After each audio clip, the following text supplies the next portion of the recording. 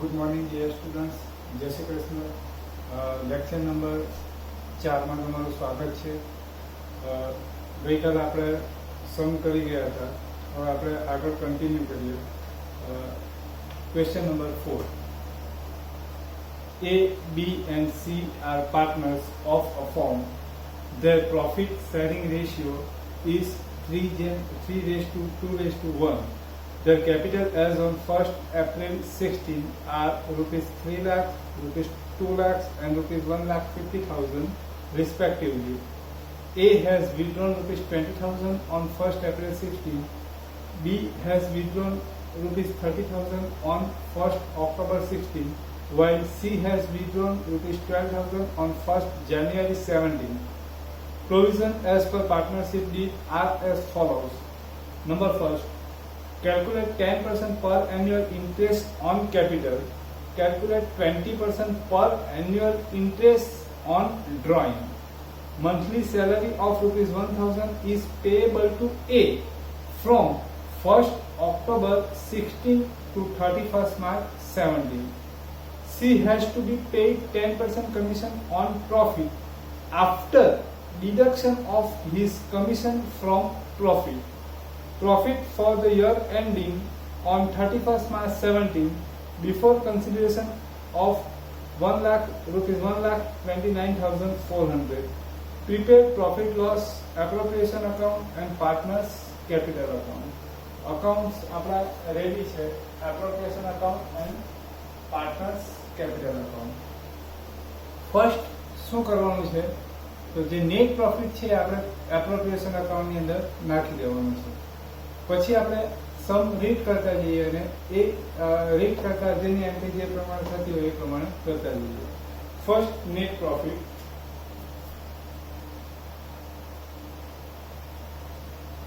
By net profit 1,29,400.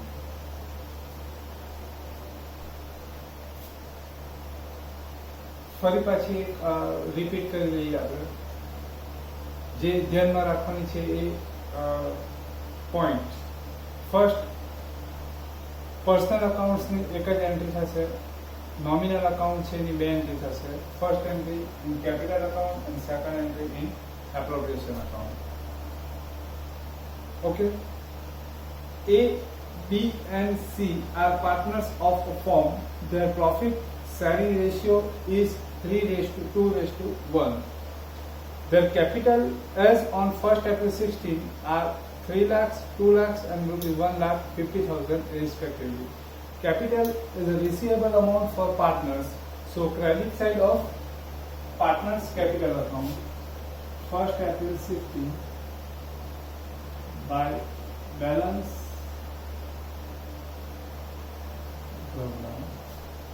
3 lakhs, 2 lakhs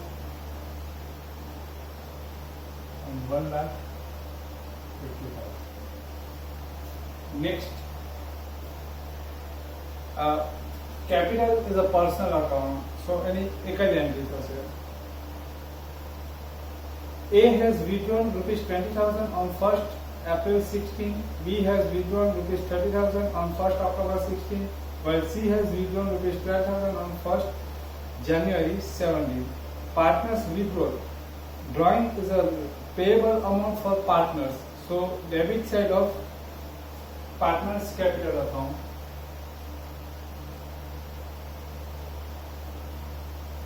Both partners withdrawn on different date. So entry on different to drawing account.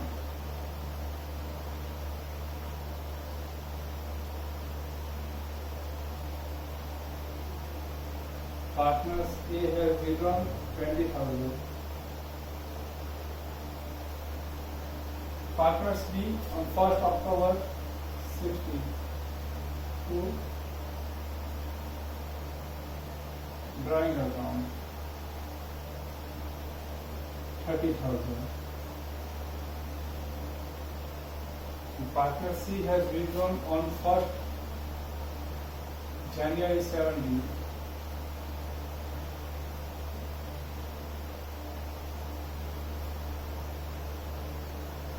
12,000. Drawing is also personal account, so any one एक ही entry थશે in capital account. Provision as per partnership deed are as follows. Calculate 10% per annual interest on capital. તો આ સમની અંદર આપણે working note બનાવીશું. Next સમ થી આપણે directly કરીશું. Interest on capital. Interest on capital. 31st March 70, end of the year. Partners A. A has given capital on 1st April 16 to 31st March, end of the year 70.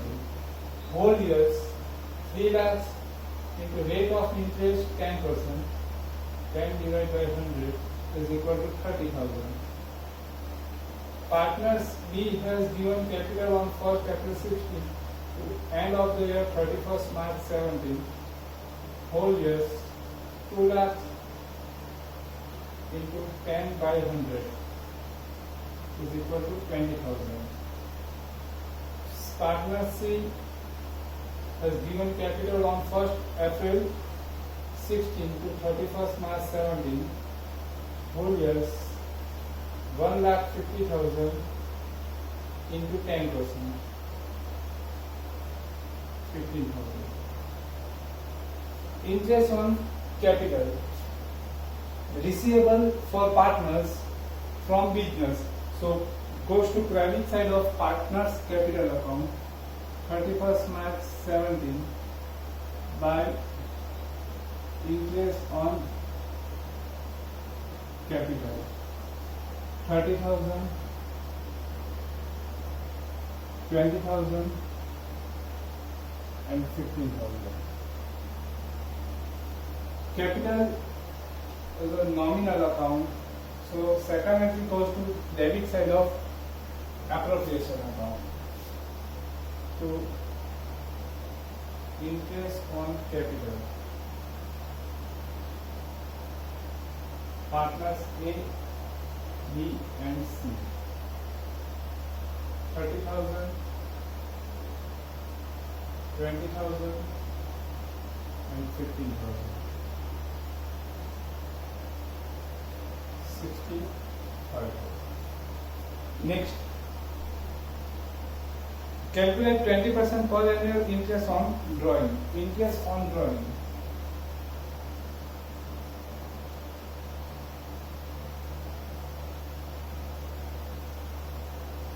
On 31st March 17. Partners A has withdrawn on 1st April 16 to 31st March 17. Whole years, 20,000 into rate of interest 20%, 4,000. Partners B has withdrawn on 1st October 16 to 31st March 17.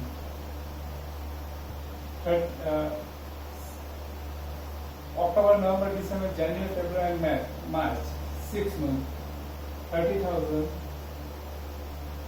into 20%, 6 by 12, 3,000. Partner C has withdrawn on 1st January 17 to 31st March 17.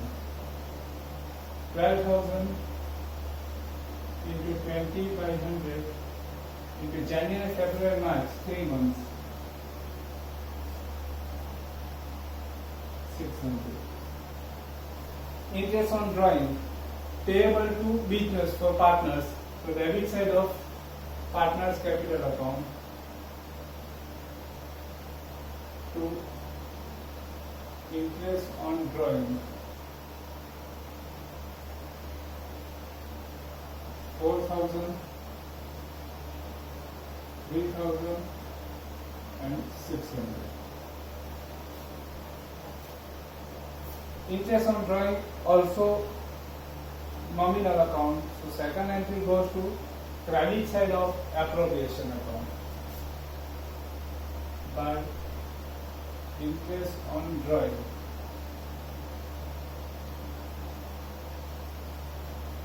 partners A, B and C. 4,000, 3,000 and 600.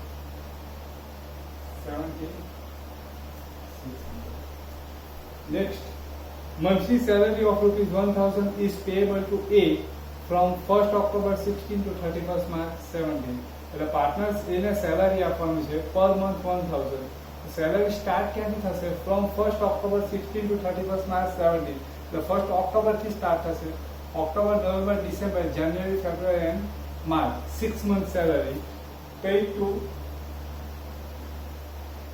payable to partners A. So partners point of view receivable from business. So credit side of partners capital account 31st March 17 by salary account 1st October 16 to 31st March 17, 1,000 per month into 6 months, so 6,000. Salary is a nominal account, so second entry goes to debit side of appropriation account to salary account for partners A, 6,000. Next, હવે બરાબર ધ્યાન રાખજો, આ જે point છે એ short સમ ની અંદર આવશે. જે સેક્શન સી ની અંદર તમને 3 માર્કનો વેટેજ આપ્યું છે, એ વેટેજ ની અંદર જે સમ આવે છે એમાં 3-4 પેટર્નના સમ આવે છે, એમાંથી એક પેટર્ન કમિશન ની છે, તો એ બરાબર ધ્યાન રાખજો. She has to be paid 10% commission on profit after deduction of his commission from profit. એટલે પાર્ટનર સી ને આપણે કમિશન આપવાનું છે, બરાબર? શાના પર આપવાનું છે? એનું કમિશન ડિડક્શન થયા પછી, after deduction of his commission, એટલે એનું કમિશન ડિડક્શન થયા પછી જે પ્રોફિટ રહેશે એના 10% જેટલું કમિશન એને આપવાનું છે. હવે પ્રોફિટ તો ક્યારે આવશે?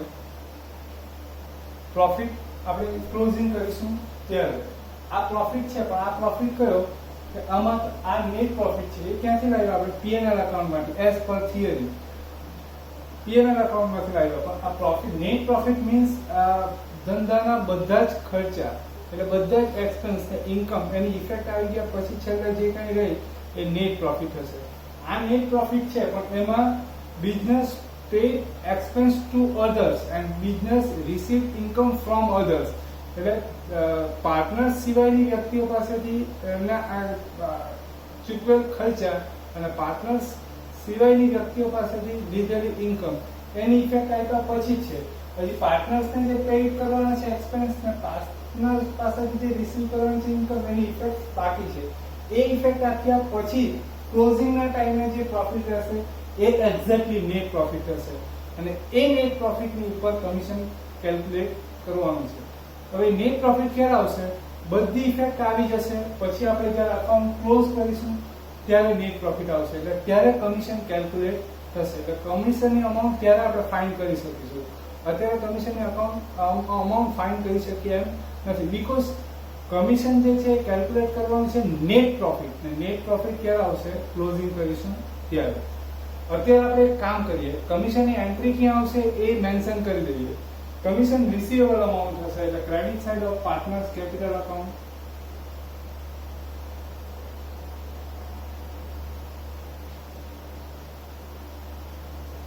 ફાઇન્ડ કરવાનું છે. Commission is a nominal account. Second entry goes to debit side of appropriation account. Partners C find કરવાનું છે. કમિશન શાના પર આવશે? અહીંયા જે ડિવિઝેબલ પ્રોફિટ એટલે કે નેટ પ્રોફિટ આવશે એના પર. આ નેટ પ્રોફિટ ક્યાં આવશે? લાસ્ટમાં આવશે. ઓકે, બીજી ઇન્ફોર્મેશન હોય તો નાખી દઈએ, પછી આપણે ક્લોઝિંગ કરીને કમિશન ફાઇન્ડ કરીએ. Profit for the year ending on 31st March 17 before contribution of ₹1,29,400 આવી ગયું. બીજી કોઈ ઇન્ફોર્મેશન નથી, એટલે આપણે ક્લોઝિંગ કરીએ. હવે બાકી શું છે? ક્લોઝિંગ નેટ કમિશન બાકી છે. Partners C commission. કમિશન શાના પર મળવાનું છે? After deduction of his commission, એટલે સી નું કમિશન ડિડક્શન થયા પછી જે પ્રોફિટ આવશે એના પર. પ્રોફિટ ક્યારે આવશે? ક્લોઝિંગ કરીશું ત્યારે. ક્લોઝિંગ કરીએ આપણે.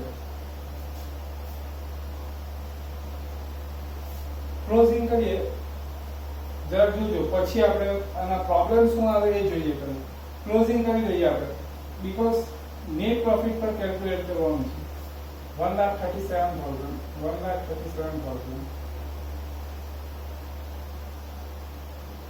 66,000 to divisible profit.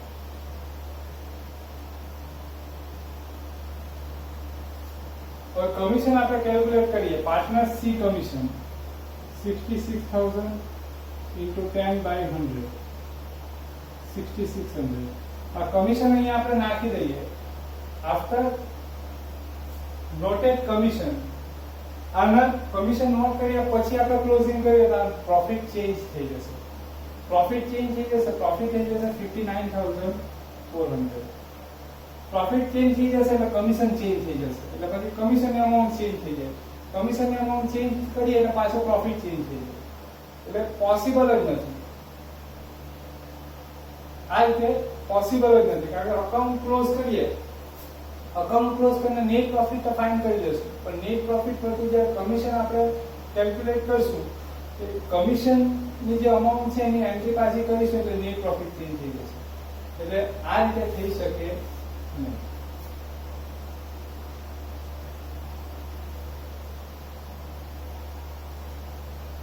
આમ પોસિબલ નથી. તો આપણે શું કરીએ? કેમ પોસિબલ નથી? તો અકાઉન્ટ કમીશન જે ખરું એ આપણે નેટ પ્રોફિટ પર આપવાનું છે. નેટ પ્રોફિટ અકાઉન્ટ ક્લોઝ કરીએ તો જ મળે.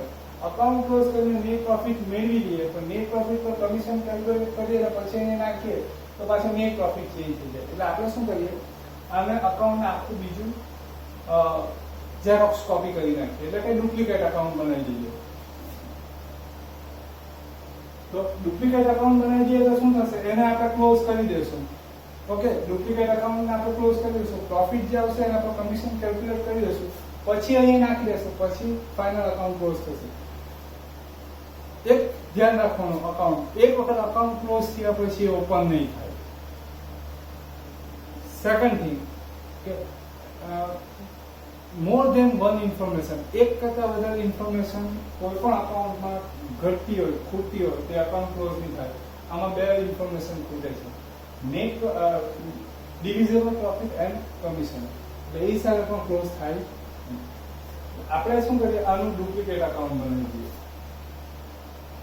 C commission.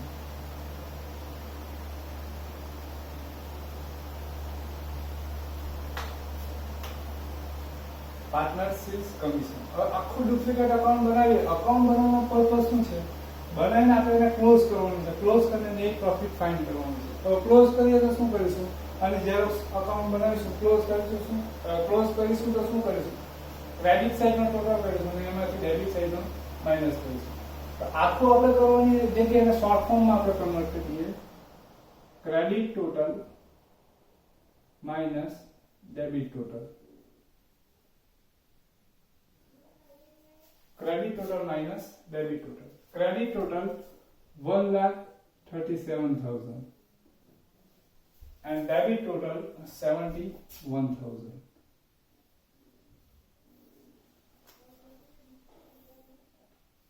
$66,000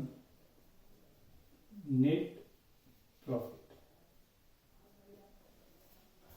अब આપણે કમિશન ફાઇન્ડ કરીએ. નેટ પ્રોફિટ મળી ગયું, કમિશન ફાઇન્ડ કરવાનું છે. કમિશન કેટલા પરસન્ટ કરવાનું છે? How many percentage? 10%. કયા પ્રોફિટ પર છે? Profit after deduction. She has to be paid 10% commission on profit after deduction of his commission from profit. એટલે પ્રોફિટની અંદરથી એનું કમિશન ડિડક્શન થયા પછીનો જે પ્રોફિટ આવશે એના પર આપણે 10% કેલ્ક્યુલેટ કરવાનું છે. હવે આ પ્રોફિટ છે એ કયો છે? After deduction of commission or before deduction of commission. તો જોઈએ આપણે ક્રેડિટ ટોટલ. એટલે આ બંને ઇન્ફોર્મેશન છે એનો ટોટલ છે માઇનસ ડેબિટ ટોટલ. એટલે આ ડેબિટ ટોટલ એનું ડિડક્શન શું થયું છે? ક્રેડિટ ટોટલ માંથી deduction interest on capital and salary. Commission deduction થયું નથી એટલે આ બિફોર ડિડક્શન ઓફ કમિશન.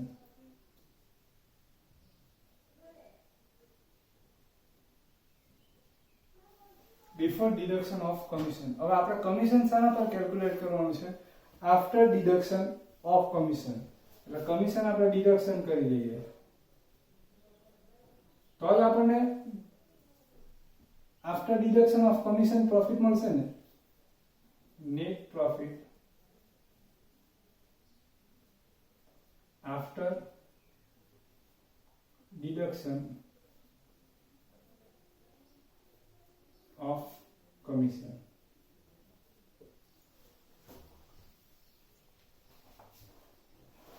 આ જે પ્રોફિટ છે એના પર કમિશન આપણે કેલ્ક્યુલેટ કરવાનું છે.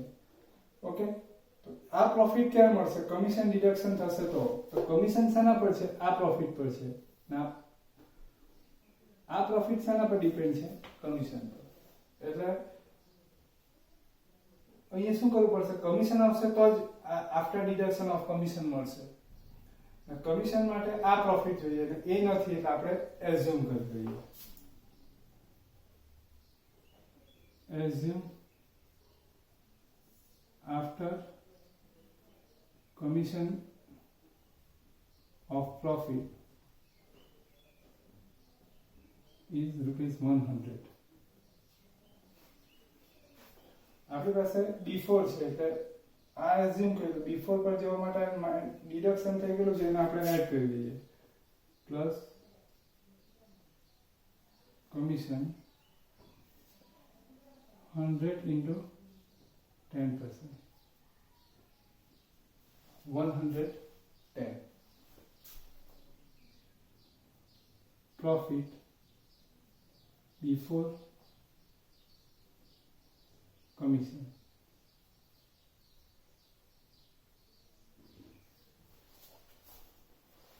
Before commission. હવે એ છે એટલે આપણે આખું ફોર્મ્યુલા બનાવી દઈએ. Before commission of profit is equal to 110. So commission is ₹10. Before commission of profit 66,000. How many? Commission amount 66,000 into 10 divided by 110. Commission ₹6,000.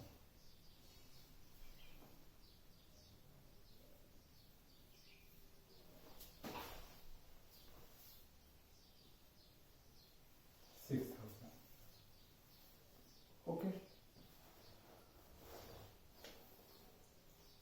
Commission ₹6,000. આ ફર્સ્ટ મેથડ છે અને સેકન્ડ બીજી રીતે પણ થઈ શકે. પહેલા આખું શોર્ટમાં ફરી પાછી પર સમજાવી લઉં, પછી ઓપ્શનની મેથડ પછી સમજીએ. પાર્ટનર સીને કમિશન આપવાનું છે. કમિશન શાના પર આપવાનું છે? After deduction of commission. એટલે કમિશન માઇનસ કર્યા પછીનો જે પ્રોફિટ આવે એના પર. હવે પહેલા સ્ટેપ પર આપણે એ વિચારવાનું કે before commission after commission, before commission profit after commission of profit એ નથી. અત્યારે એટલું જ વિચારવાનું છે નેટ પ્રોફિટ. તો નેટ પ્રોફિટ ક્યારે આવશે? ફાઇનલ આપણે ક્લોઝ કરીશું ત્યારે.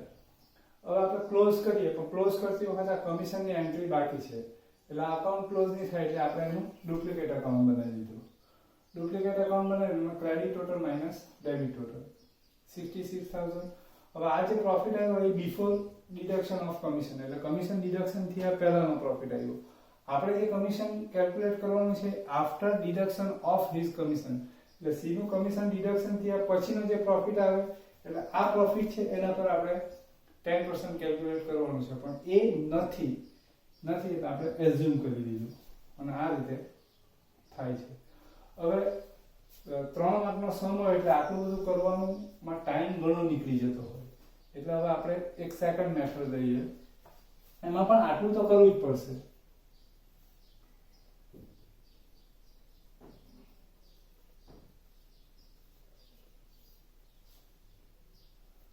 Credit total minus debit total આટલું તો કરવું જ પડશે. 1,37,071,000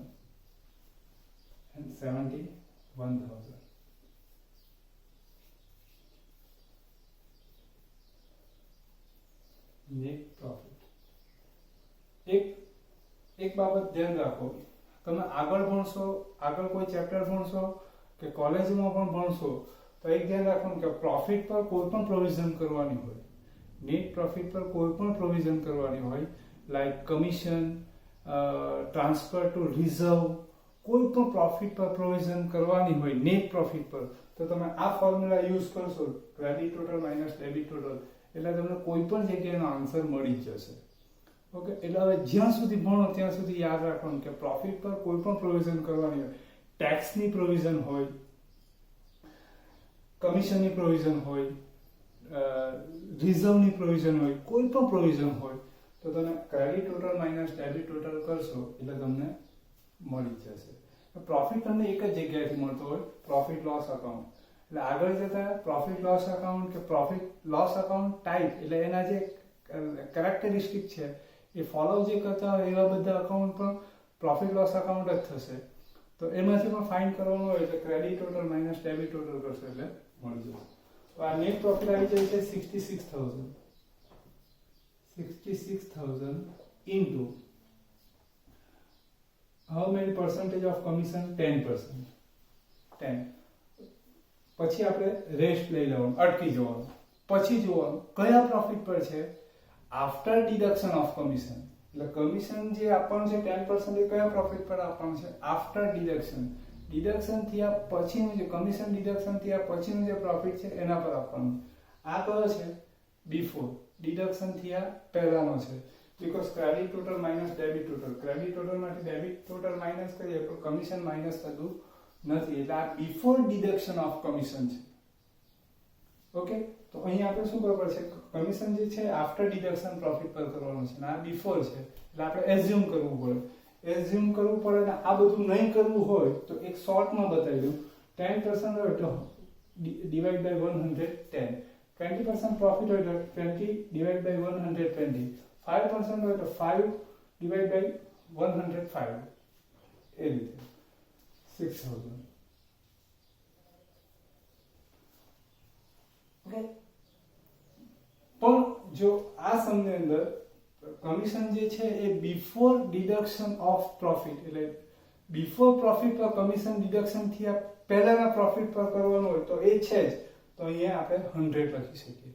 એઝ્યુમ કરવાનું હોય તો 110, 120, 105 એઝ્યુમ કરવાનું હોય તો. એઝ્યુમ ક્યારે કરવું પડશે? જ્યારે જે પર્સન્ટેજ જે અમાઉન્ટ પર કેલ્ક્યુલેટ કરવાના હોય એ અનનોન હશે ત્યારે. આમાં અનનોન છે કારણ કે કમિશન જે કેલ્ક્યુલેટ કરવાનું છે before deduction of, after deduction of commission. આ પ્રોફિટ છે બિફોર ડિડક્શન ઓફ કમિશન, એટલે જે પર કરવાનું છે અનનોન છે, એટલે આપણે એઝ્યુમ કરવું પડે. એઝ્યુમની જગ્યાએ સિમ્પલ મેથડ.